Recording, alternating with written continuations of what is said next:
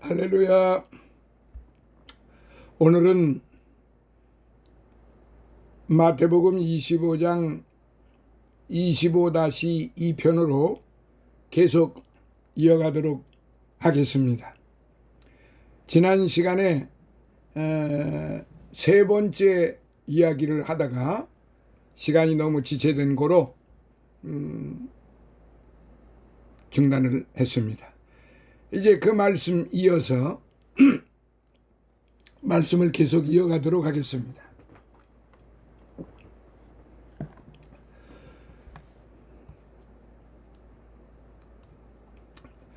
잠이 든 세 번째 시간, 잠이 든 처녀들. 우리는 각성하여 나태해진 마음과 신앙을 새롭게 추스려야 할 거예요. 실로 우리 신앙인들은 열심을 품고 주를 섬기지 않으면 로마서 12장 11절 필연적으로 영적 게으름에 빠질 수밖에 없습니다. 그리고 계속적으로 게으르게 되면 마침내 졸음을 맞게 되고, 또한 자신을 졸음에 맡겨두면 끝내 잠을 면하기 어려울 겁니다. 따라서 우리는 우리의 신앙이 나태해지고 영적인 일에 주의를 기울이지 않고 무감각해지는 것을 조심해야 돼요. 과연 인자가 올 때 세상에서 믿음을 보겠느냐? 누가복음 18장 8절에 하신 말씀을 우리는 새롭게 기억을 해야 합니다. 자, 네 번째, 밤중에 전해진 놀라운 소식. 신랑을 맞으러 나오라는 말씀은 준비하고 있는 사람들을 부르는 소리입니다. 그리고 자고 있는 신부들을 깨우는 소리예요. 이와 같이 오늘날 복음, 즉 주께서 오셨다는 것과 그분을 만나러 가라는 소식은 잠든 영혼을 깨우는 각성의 소리예요. 특히 이러한 소식에 대해 처녀들이 일어나 빈손으로 신랑을 맞지 않고 서둘러 등을 준비했다는 사실은 아무리 죽음까지 잘 준비하고 있는 사람이라 할지라도 주님 앞에서 점도 없고 흠도 없이 평강 가운데서 발견되기 위하여 베드로후서 3장 14절 지혜롭게 준비하고 있어야 한다는 것입니다. 왜냐하면 주님이 오시는 날은 바로 이렇게 준비하고 있는 사람을 찾아내고 각 사람들의 준비하고 있는 상태를 살펴보는 날이 될 것이기 때문입니다. 그러므로 우리는 항상 과연 내가 어떤 모습으로 주님 앞에 발견되어질 것인가를 생각하며 자신을 돌아보아야 합니다. 자, 다섯 번째, 기름이 떨어진 등. 그러나 어떤 처녀들은 등이 꺼져 갈 때야 비로소 기름을 보충하려고 했어요. 8절. 이처럼 참된 신앙, 깊은 내면의 은혜가 부족한 사람은 언젠가 그 신앙과 은혜의 부족을 깨닫게 됩니다. 단지 입으로만 번지르르하게 하는 신앙의 고백은 이 세상에서는 멋있게 보일지 모르지만 사망의 음침한 골짜기를 지나게 되었을 때에는 진정 나아갈 바를 알지 못하게 될 것입니다. 사실 진실한 생활을 하지 않았던 사람일지라도 죽음 앞에서는 모두가 진실해지려고 하는 것처럼 위선적으로 신앙생활을 하던 사람도 참된 신앙인처럼 보이고 싶을 때가 반드시 올 것입니다. 그러나 진정 구원을 얻으려는 사람은 그리스도 은혜 안에서 항상 근신하며 거룩하고 신실한 신앙의 생활로서 자신의 신앙의 덕을 쌓아가야만 합니다. 마치 지혜로운 처녀들이 자신들의 기름을 단단히 준비하고 있었던 것처럼 말이에요. 여러분, 십자가 상의 한편의 강도를 기억하시지요? 그 강도가 살아생전에 일반적으로 흉악한 일만 저지르고 살았을 거 아니겠습니까? 그냥 일반적으로 생각할 때 그렇습니다. 그 강도가 사형 선고를 받아서 십자가에 매달리기까지는 보통 흉악한 짓을 하지 않았기 때문에 십자가의 형을 받게 된 것입니다. 그런데 그가 예수님의 소문을 들었던 것입니다. 예수님의 소문을 들었기 때문에, 예수님의 말씀을 들었기 때문에 강도가 되어 있었지만은 그는 마지막에 죽음을 앞둔 그 시점에 기회를 잘 잡은 사람이었어요. 내가 정말로 비록 지금 내가 죄를 져서 이 십자가형에서 지금 내가 죽음을 지금 앞두고 있지만은 내가 지난 일을 생각해 보니까 참 죽을 짓만 했다. 그러면서 그가 가운데 있는 예수님을 향하여 주여 주님의 나라에 가시거든 나를 기억하소서. 그 말은 그냥 세상에서 살던 사람들의 말이야. 그 말이 아니에요. 세상적인 말이 아니라 이 말이에요. 순간에 그는 자신의 잘못을 뉘우쳤을 것이고 그리고 그가 하나님의 종 아들이신 즉 예수님의 말씀을 듣고서 그는 그 자리에서 순간에 회개를 했고 나를 기억해 달라고 그런 말을 했을 것입니다. 나를 기억해 달라고 말을 했다고 하는 것은 바로 성령이 그의 마음을 감동시켰기 때문에 그렇습니다. 그렇게 되므로 주님께서는 그의 마음을 보시고 그가 성령으로 깨달아서 나를 기억해 달라고 하는 그 고백하는 것을 보시고 네가 오늘 나와 함께 낙원에 있으리라. 할렐루야. 할렐루야. 네가 오늘 나와 함께 낙원에 있으리라. 사랑하시는 성도 여러분, 잊지 마세요. 지금 이 시간 성령께서는 바로 여러분들이 회개하고 돌아오기만을 간절히 기다리고 계십니다. 돌아오십시오. 문 열어놓고 기다리고 계십니다. 성령 하나님께서 여러분들을 맞이할 준비를 다 하고 계셔서 문을 활짝 열어놓고 지금 빨리 돌아오기를 기다리고 계십니다. 지금 이 시간입니다. 이 주의 종이 증거하는 이 말씀을 듣고 지금 이 시간에 주님 앞에 회개하고 주님 앞에 돌아오십시오. 주님을 영접하십시오. 주 예수 그리스도를 믿으라. 그리하면 너와 네 집에 구원을 얻으리라. 사도행전 16장 31절에 있는 말씀. 이 말씀을 잊지 마시기 바랍니다. 요한복음 3장 16절. 하나님이 세상을 이처럼 사랑하사 독생자를 주셨으니 누구든지 저를 믿는 자마다 멸망치 않고 영생을 얻게 하려 하심이라. 할렐루야. 주님 앞에 돌아오시기 바랍니다. 믿으시기 바랍니다. 아무런 이유를 대지 마시고 조건 대지 마시고 우리 주님은 여러분들이 돌아오실 때 무슨 조건을 내거시는 분이 아니에요. 주님 앞에 돌아오시기만 하면 됩니다. 주님을 영접하시면은 주님을 믿으시면 여러분 강도처럼 구원을 받습니다. 축복을 받습니다. 영생의 축복을 받습니다. 꼭 돌아오십시오. 여섯 번째, 기름을 나누어 줄 수 없는 지혜로운 처녀들. 기름을 나누어 줄 수 없는 지혜로운 처녀들.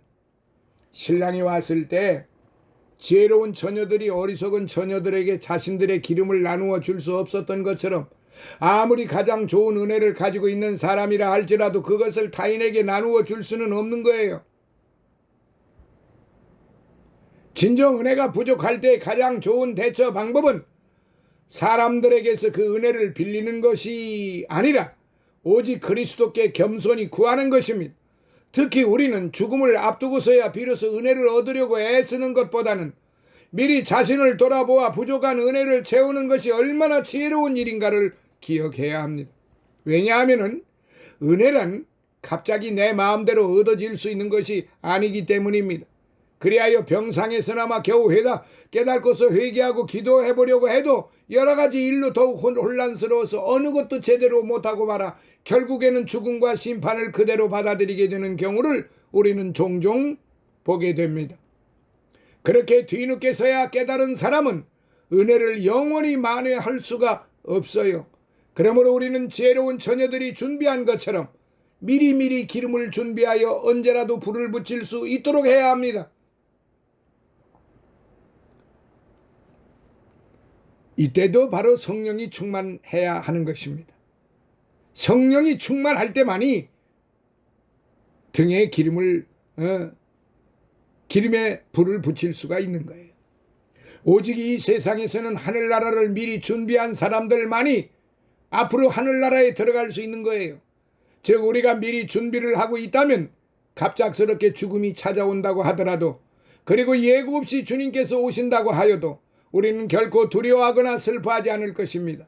오히려 우리는 넉넉한 기쁨과 여유로 주를 만나게 될 것입니다. 요한계시록 22장 20절. 자, 이제 끝으로 일곱 번째 말씀을 드리도록 하겠습니다. 우리는 본 이 열 처녀의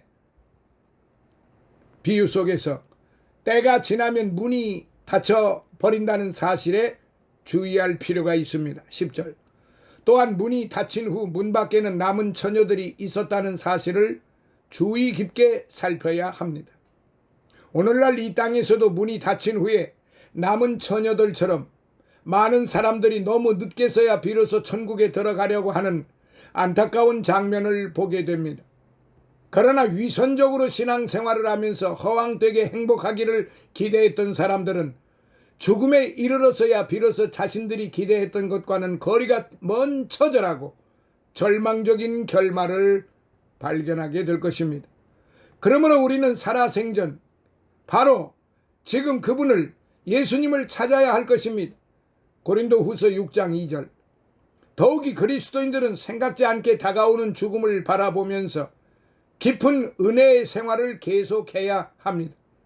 그리하여 뒤늦게 등을 수선하거나 그 등에 기름이 떨어져 허둥대지 않도록 미리 준비해야만 하는 것입니다.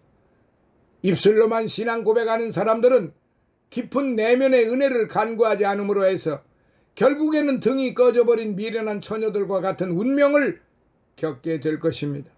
그러므로 우리는 깨어 있어서 꾸준하게 영혼의 상태를 살펴보아야만 합니다. 특히 주께서 언제 오실지 모르기에 항상 주님을 경외하는 마음으로 자신을 돌아보아 세속에 물들거나 영적 수면에 빠져들지 않게 하여야만 할 것입니다. 자, 사랑하시는 성도 여러분, 다시 한번 제가 정말로 두 손 모아 간절히 부탁의 말씀을 드립니다. 지금 이 시간 돌아오십시오. 지금 이 시간 주님 앞으로 돌아오십시오. 지금 이 시간에 돌아오시면은 우리 주님은 여러분들을 결코 외면하지 않으실 것입니다. 어느 때든지 어떤 자리에 있든지 무엇을 하든지 간에 많이 배웠든지 못 배웠든지 권세가 있든지 없든지 명예가 있든지 없든지 재물이 있든지 없든지 다 상관없습니다.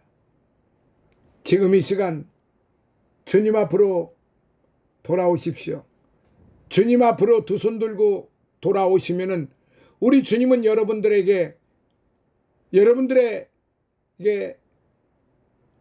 은혜를 주십니다. 그 은혜라는 것은 바로 영생의 축복을 주시는 것입니다. 더 이상 머뭇머뭇거리지 마세요. 머뭇거린다고 해서 이 세상에서 무엇을 얻으시려고 그러십니까? 부자가 되기를 원하십니까? 명예를 얻기를 원하십니까? 권세를, 부를 얻기를 원하십니까? 잠시 있다가 사라지는 안개와 같은 것입니다. 그것은 나를 살리는 게 아니라 나를 죽이는 것입니다. 그것은 나에게 행복을 주는 게 아니라 나에게 불행을 주는 것입니다. 사랑하시는 성도 여러분, 그리고 이 시간에 혹시 교회 출석은 해도 믿음이 무엇인가를 모르고 지금까지 다니셨던 분들이 계시면은 제가 지금 그분들에게 더욱더 말씀을 드립니다. 조금 더 부끄러워하지 마세요. 그럴 수 있습니다. 왜냐? 세상 교회가 가르치기를 잘못 가르친 것들이 너무나 많기 때문에 여러분들 중에는 상처를 받고 교회를 떠나버린 분들이 너무나도 많기 때문에 교회에서 일어나는 일들 때문에 마음의 상처를 받으신 분들이 너무나도 많습니다. 이제 그 상처를 보듬어 주고 상처를 치료해 주실 분이 예수님이십니다. 여러분들을 따뜻하게 품어주실 분이 우리 예수님이십니다. 더 이상 이제 세상에 미련을 두지 마세요. 더 이상 머뭇머뭇거리지 마세요. 주님 앞으로 어서 돌아오세요. 사람을 보지 마세요. 목사를 바라보지 마세요. 장로를 바라보지 마세요. 나에게 상처를 줬던 사람들을 바라보지 마세요. 오로지 하나님의 말씀만을 바라보세요. 하나님의 말씀은 생명의 말씀이고 하나님의 말씀은 영생의 말씀이고 하나님의 말씀은 구원의 말씀입니다. 축복의 말씀입니다. 은혜의 말씀입니다. 여러분들에게 크나큰 하늘의 신령한 축복을 주시는 말씀인 것입니다. 이 말씀을 바라보시면서 사랑하시는 성도 여러분, 지금 이 시간 오른편에 있는 5 처녀의 모습으로 돌아오시겠습니까? 아니면은 왼편에 있는 5 처녀, 제가 뭐 오른편 왼편 그랬습니다마는 이렇게 다시 설명을 하겠습니다. 기름을 준비해서 불을 밝힌 5 처녀 쪽에 서시겠습니까? 기름을 준비하여 불을 밝히지 못한 5 처녀에 서 계시겠습니까? 여러분들의 판단이 어느 쪽으로 여러분들이 서 계실 것인지, 어느 쪽으로 서 계셔서 어느 쪽에서 불을 밝히실 건지, 어느 쪽에서 그대로 그냥 그냥 그렁그렁하게 살다가 문 밖에 쫓겨나실 것인지. 쫓겨나는 정도만이 아닙니다. 결정을 하십시오. 등불을 밝히시기를 예수님의 이름으로 축원합니다. 등불을 밝히시는, 즉 예수 그리스도를 믿으시고 구원의 영생을 얻으시기를 예수님 이름으로 축원합니다. 할렐루야. 오늘은 여기에서 이제 25-2편을 마치고 다음 시간 25-3편 달란트의 비유를 말씀드리도록 하겠습니다. 할렐루야. 감사합니다.